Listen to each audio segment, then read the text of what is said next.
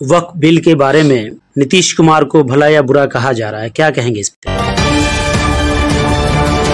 आदाब। वक्फ बिल को लेकर पूरे देश में मुसलमानों में गुस्सा है और ऐसे में नीतीश कुमार को लोग भला और बुरा कह रहे हैं। इस पूरे मसले पर क्या कह रहे हैं डॉक्टर अहमद अशफाक करीम, आइए आपको हम सुनाते हैं क्या है इनकी अपनी विचार, इनका अपना राय वक्फ बिल पर। सर, पूरा देश जो है वो वक्फ बिल के बारे में शोर मचा रहा है, हंगामा कर रहा है और कहीं ना कहीं नीतीश कुमार को भला या बुरा कहा जा रहा है, क्या कहेंगे इस पे? देखिए, सबसे पहले तो मैं ये बता दूं कि जिन लोगों ने भी वक्फ किया, जाहिर है वो बड़े लोग थे। बड़े लोग का मकसद ये है कि उनके पास ज़मीन जायदाद थी, उन्होंने किया, सवाब होगा, गरीबों के काम आएगा। यह हमारा वक्फ किया हुआ, उससे जो भी पैदावार होगा, जो भी आमदनी होगी, उससे गरीबों का फ़ायदा होगा। बीमारियों का, गरीब बीमारियों का जो मरीज़ होंगे उनका इलाज होगा, ज़रूरत पड़ेगी तो गरीब बेटियों की शादी में ये खर्च होगा। किसी को घर नहीं है, अगर हम उसमें कुछ मदद करके उसके छत बनवा सकते हैं तो हम उसको छत बनवा दें ताकि धूप और पानी से बचे। यानी मिला जुला कर इसका मकसद यही होता है कि गरीबों के लिए हो। और हक़ुल मेहनत जो मुतवल्ली है उनके लिए लिखा रहता है कि आप हक़ुल मेहनत आप इसका इस्तेमाल करेंगे और ईमानदारी के साथ वक्फ बोर्ड का जो 6% है वो ईमानदारी से आप वहाँ देते रहेंगे ताकि वक्फ बोर्ड भी अपने ढंग से चलता रहे। लेकिन हालात यह है कि जिन लोगों ने वक्फ किया उनके अपने बेटे को, अपने रिश्तेदार को उन्होंने मुतवल्ली बनाया, उसका केयर टेकर बनाया, देखभाल के लिए बनाया, लेकिन उनके ही हाथ में है। और जब वो इंतकाल कर गए तो उनके बेटे या भतीजे बने, तो उसी ख़ानदान के लोगों का कब्ज़ा रहा हमेशा। जिन लोगों ने वक्फ किया, जिनके ख़ानदान के लोगों ने, जिनके असलाफ ने, जिनके बुज़ुर्गों ने इस उम्मीद से किया था कि इसका सवाब जारिया हमको मिलेगा, लेकिन हकीकत यह है कि अपनी मिल्कियत बनकर उन लोगों की रह गई।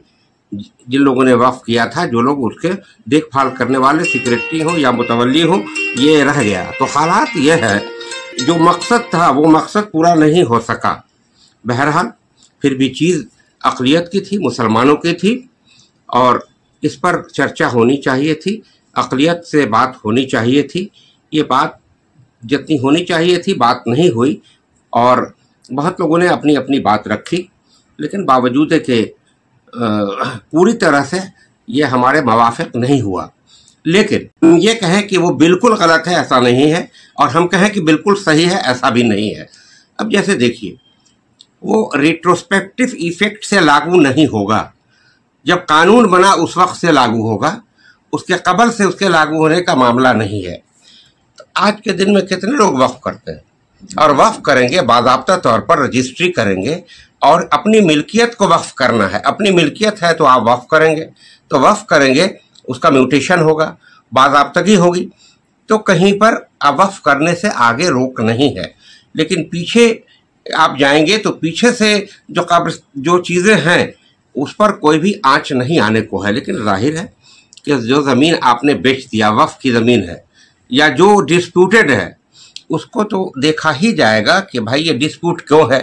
तो हम गुजारिश करेंगे उन मुतवल्ली साहबान से और जो सेक्रेटरी हैं उन साहबान से कि इसको अभी वक्त है, उसको जहाँ पर डिस्प्यूट है उसको आज ठीक कर लें, ताकि वो जब यह मामला है तो ये ठीक ठाक रहे, तो ये मुतमईन रहें लोग कि ये पीछे से लागू नहीं होगा, इस कानून बनने के बाद से ये लागू होगा।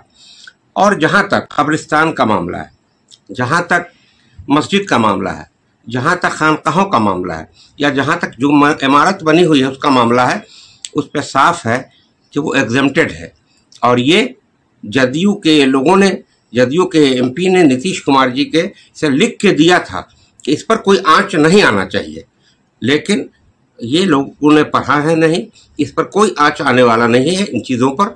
फिर मैं दोहराता हूँ, चाहे कब्रिस्तान हो या मस्जिद हो या खानका हो या कोई मदरसा हो, जो बना हुआ है वो उस पर कोई आंच नहीं आएगा। ये सब लोगों को एक्ट को पढ़ना चाहिए। ये जोश से नहीं, हमें होश से काम करना है कि हम